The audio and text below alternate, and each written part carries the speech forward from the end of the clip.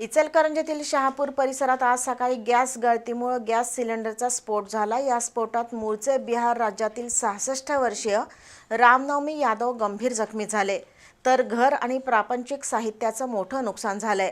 जखमी यादव यांच्यावर सांगली सिव्हिल रुग्णालयात उपचार सुरू आहेत। इचलकरंजीतील शहापूरमधील अवधूत नगरमध्ये गोपाल कोष्टी यांच्या घरातील एका खोलीत रामनवमी यादव अनेक वर्षापासून एकटेच भाड्यानं राहतात। आज सकाळी ते चहा करण्यासाठी गॅस पेटवत होते, पण गॅस गळतीमुळे सिलेंडरचा स्फोट झाला।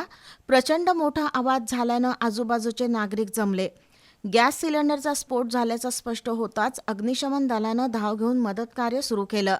या दुर्घटनेत रामनवमी यादव गंभीर जखमी झाले असून घर आणि प्रापंचिक साहित्याचं मोठं नुकसान झालंय। जखमी यादव यांच्यावर आयजीएम रुग्णालयात प्राथमिक उपचार करून पुढील उपचारासाठी सांगली सिव्हिल रुग्णालयात हलवण्यात आलंय। दरम्यान गॅस उपकरणांचा वापर करताना नागरिकांनी दक्षता घ्यावी असं महापालिका प्रशासनानं आवाहन केलंय।